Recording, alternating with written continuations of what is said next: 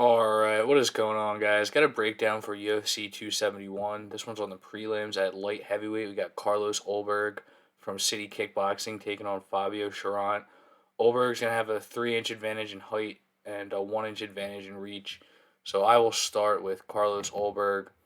This will be his fifth MMA fight, but he has an extensive kickboxing resume. Very successful, lots of knockouts. I think it's something like 35-7 was his record, something like that. It's in that ballpark. But yeah, very good striker. Very rangy striker. Typically has a significant advantage over his opponents in reach. Not so pronounced in this one, but he does have a 1-inch reach advantage. But yeah, very dynamic variety of striking. He's got good knees. He's got a very stiff jab. He uses a rangefinder a lot. He's got very good kicking game all around. And he does have very good hooks too. That's the deceptive part of his game. I think the hooks are one of the best parts about his game. He's primarily a southpaw, and he does a lot of his best work in close. At least from what I've seen, I watched a lot of his kickboxing tape. A lot of it's on YouTube. You can find it pretty easily.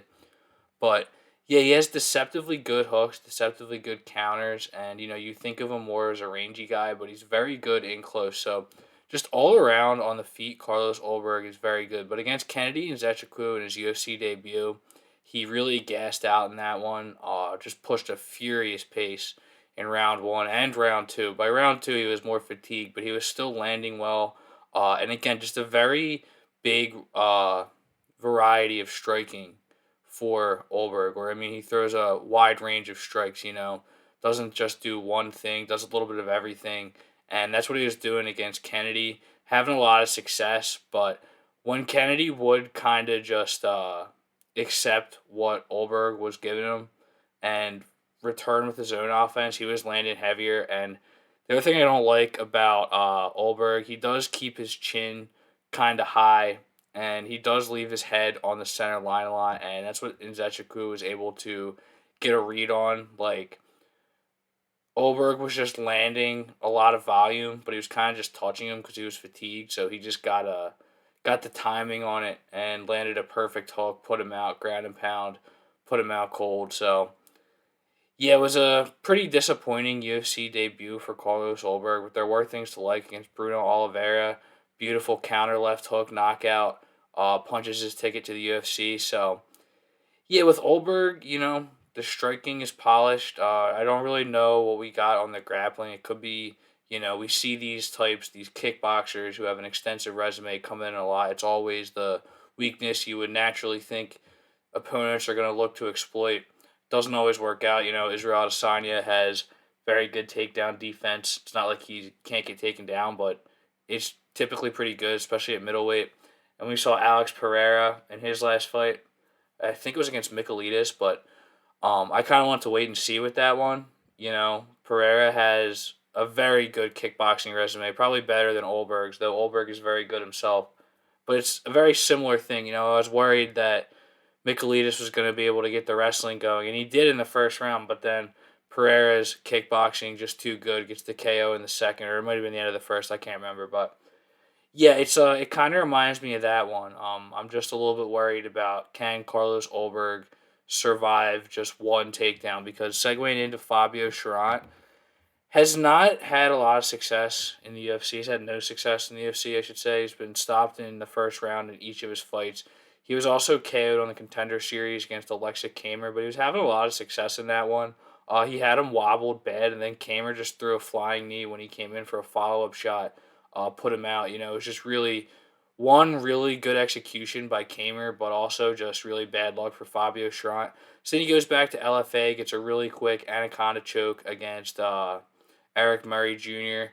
And then with CES against UG, that was a fight where G just had nothing for him. He was totally exhausted after the first round, honestly, and Cherant was just walking him down, not bothered by any return fire from G. And the thing I'll say about it is it was definitely a fight that Cherant should have finished, and he didn't. He didn't really push the pace, and he just wins that one by decision. It's a good win, but then against Myron Dennis, that's probably the best Fabio Cherant has ever looked. There was a lot more variety to his striking because in a lot of his fights, he just looks for a big left. Both these guys are primarily southpaws, by the way, but yeah, he just throws these big loopy left hands, and in a lot of these fights, he doesn't initiate a lot of offense. He tends to back up a lot. If he's fighting somebody that either wobbles him or gets his attention by pushing the pace, he'll stop being as aggressive.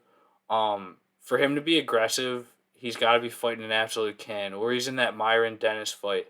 He was pushing the pace a lot more in that one. He had really good uppercuts working in that. It was the most dynamic I've ever seen in striking, but it was a 5 round fight, and he started to fade a little bit in the third, and Dennis started to walk him down. But yeah, that was the best I've seen from Fabio Cherant. But yeah, in the UFC against Alonzo Menafield, just goes for a guillotine. Should have let go probably. Menafield goes for the takedown, gets it, and then he transitions into the Von Flute choke. So what are you gonna do? I guess he just didn't make that read. Then against William Knight, William Knight, man, since he's fighting this week too, I've watched some tape on him already. Every time I do it, I remember how much he leans his chin back. It is so bad, and Sharon did make a read on it. He was really looking for that chin of Knights that he just pushes straight back. So it does show that there's some decent fight IQ to Sharon's game. He was able to make that read, and then he just got caught on the entry again. It was like kind of like the Kamer fight. It wasn't like very technical or anything, but he just got caught on the entry at the hook, and he was out. But yeah, this is a probably it could be a pink slip fight for Fabio Cherant if he gets stopped here. But he does have a deceptively good submission game. He's got 3 or 4 wins by submission in his career, and he just has a very tight guillotine. Against some fighters who are trying to take him down, sometimes he can get a little too overzealous, going for a submission off of his back or something like that. But he does have a good guillotine. He doesn't initiate a lot of takedowns.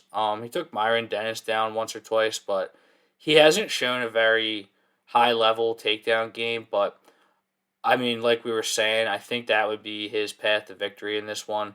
One thing I don't like about Fabio Cherant is he leaves a lot of room to get countered. He throws a lot of looping punches, and he does seem like he's susceptible to hooks, which Ulberg has good hooks. So I'm seeing that. But at the same time, he's got very good submission game, or let's not say very good, but against a guy like Ulberg, who was a kickboxer until like 2019, it could be very good. It could present a huge problem. So it is worth keeping in mind. But for this one, we got Carlos Ulberg at -230. The money is definitely coming in his favor. This was at -180 last week. It was at -200 this morning. It's at -230 right now. So I do like Carlos Ulberg in this one. And I'm going to say Carlos Ulberg by knockout. I'm tempted to say Carlos Ulberg by knockout in round one, but I got to wait. I think that we might see him be a little bit more measured after gassing out in his last fight. But it's like I was saying, Fabio Cherant throws these looping hooks. I mean, these looping overhands, and he leaves a lot of room to get countered by hooks. And I think that Carlos Ulberg, we've seen that he has the power in close in a lot of his kickboxing matches and against Bruno Oliveira on the Contender Series. He does have knockout power with those hooks. And even when Fabio Cherant is advancing, it's not a lot of volume. He mostly just looks for the power shot. I think that Carlos Ulberg is going to, he's going to land early because he's got very good technique. And I think that that is going to cause Cherant to not be aggressive. But, I mean, the one danger in this fight is if Fabio Cherant takes him down, Carlos Ulberg just has no takedown defense and no sub defense. I'm not saying he does, but it's just like it's kind of an unknown. And we see it all the time against these literal kickboxers, not primary kickboxers. Like he is a kickboxer who started training MMA 2 years ago, or I mean he's probably been training longer than that, but you know what I'm saying. They try to attack that route. Go for the takedown, go for the submission. I just don't know if Fabio Cherant has that level of takedown ability, but again, it could be that Ulberg's just a fish out of water, and Cherant could pull off the upset. So I do like Carlos Ulberg, leaning Carlos Ulberg by knockout, but if you want to hedge, I think that Fabio Cherant by submission is probably going to be a good play. So thanks for watching, guys. Sure, subscribe, and take it easy.